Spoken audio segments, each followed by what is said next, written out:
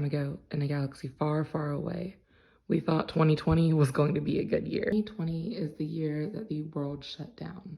People found themselves with more time than they'd ever had before, and that most likely they'd ever have again. People tried to make time go quicker by sewing or reading, but for a lot of people, they started to feel the isolation. Some people turned to online sources for that sense of human interaction that they were missing. My roommate Autumn is one of those people.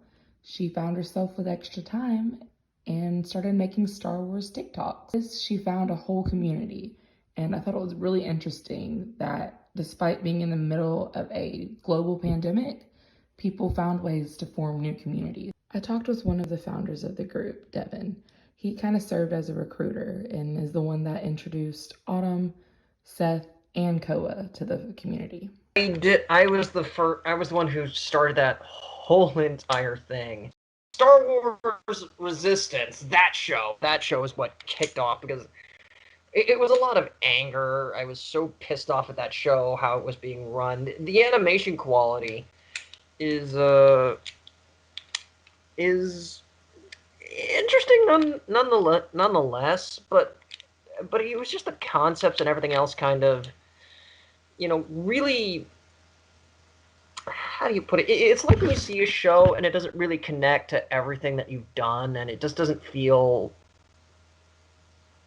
like it was a part of anything. To write out a story that spanned 5 years in between, the time, like 5 years before The Force Awakens, as sort of like, kind of like how Star Wars Rebels and Clone Wars kind of were, because that was the kind of thing I was expecting out of Star Wars Resistance, was something that led up into the events of The Force Awakens.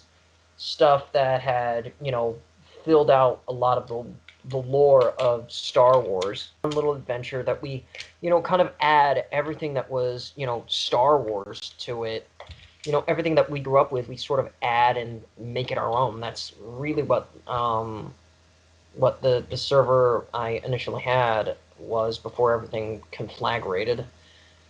And then the new one that I have now, it's basically that, just something where we could add everything that we have and then, tie it all into what is, the past and, the sequel trilogy.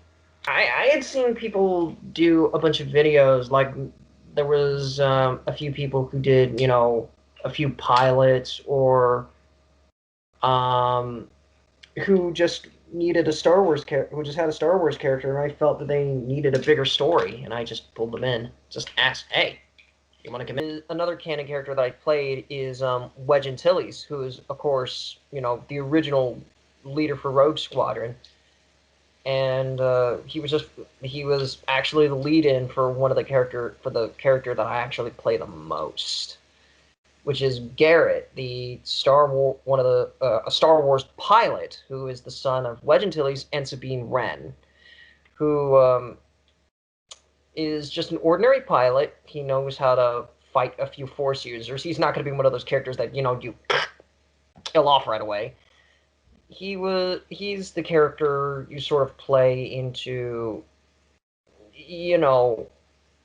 the kind of character you see in like Rogue One, or or in the Clone Wars cartoons, the kinds of characters that you don't necessarily get to expect a lot of spotlight, because he doesn't have a lightsaber that much. Kind of like how everything primarily focused on Luke, Anakin, and Rey. It wasn't necessarily, Star Wars didn't necessarily have time for the guys who are the guys who fly or shoot. I also talked to Seth, who played the group's bad guy, Kai. I is the first thing first, Kai's complicated. Like I've even kind of said that he's so complicated even I can't understand him. He's a general in the First Order. He's been that way for a while. He is he's kind of very mysterious. He doesn't really ever talk about much about his past to anyone. He's very focused on the current goal, the current moment, and it's very hard for him to grow attachments for anybody else. And he has a purple lightsaber that he has, and nobody knows where he got it from, or who actually had it before him. No one really knows. COVID-19 definitely helped with me getting in. I wouldn't say though that it kind of helped me be active, or at least help out with the activity, with my activity in the RP. Mainly because I'm kind of used to the stay-at-home life. I've been homeschooled pretty much my entire life.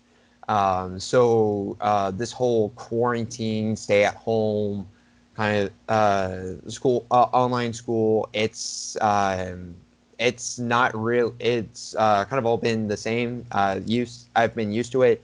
So, uh, but I will say COVID-19 kind of opened up a little gap in my schedule to actually be active in the RP. So I will say yes, a little bit it did. No, no, no. It definitely certainly played a lot into what had been going on. And originally, I only role played when I had the time, and that was because I was on a smartphone, having to having to work a lot, and then taking a break, and then work, and then this thing happened, and now I'm just stuck in the house with nothing to do. COVID definitely changed a lot of things, but with how things already are with where I live, doesn't really didn't really affect anything. How I ended up joining it was honestly just sheer coincidence. I was just going through TikTok one day, found a video. I'm like, you know what? I'll give this a shot. Just start doing some videos and go from there. And then the two people who were in charge of it at the time, hey, I'm an avocado and Lightspeed. They were like, hey, we're starting a Discord server. You want to come join? I'm like, sure, why not? What I describe a role playing server. It's just basically using your imagination like how we used to as kids. Just pretend to be the character. What would they do in these different scenarios? The Star Wars Resistance Aces, I am the bounty hunter known as Kilaro. And, well, everyone refers to me as the local drunk for obvious reasons. To the cosplays on TikTok, I am what is referred to as a closet cosplayer, so I just use whatever I have on hand. Um, Speaking of which, for the Kilaro one, I just had a what's it called? This vest I picked up at Hot Topic. Originally, this entire thing was black and had like full sleeves. I hated the sleeves, so I cut those off and just painted the hood red. Even though these relationships started online, there have been face to face interactions. COVID, there was a convention I went to up in Chicago called C2E2. And there I didn't go in my Star Wars cosplay. I went in as something else, but I met up with a couple of the what's it called members in the Star Wars server from there. Meeting them in person, they're a lot of them about what I expected. The only real difference is like some are taller or shorter than I realized. Disney trip was planned like a while back, I think before COVID happened, and to my knowledge, they still want to do that. Whether or not I will be here to take part is a whole another story. Laura and I have become so close to where he and I could feel like we're brothers. We could tell each other anything. My friend Blade Dancer, who I've known for about 12 to 11 years, since high school. My girlfriend and I, funny story, she and I got together because we were. Finally, some encouragement for anyone watching that now may be curious about joining a roleplay group. What I would tell people who are curious, just honestly, just go in, have fun, give it a shot. If you're not comfortable with stuff, just bring it up and don't, or just bring it up. And if they're cool with it, cool. A lot of the servers that I've been in, if they don't want to do something, then they don't have to. It's all honestly just voluntary.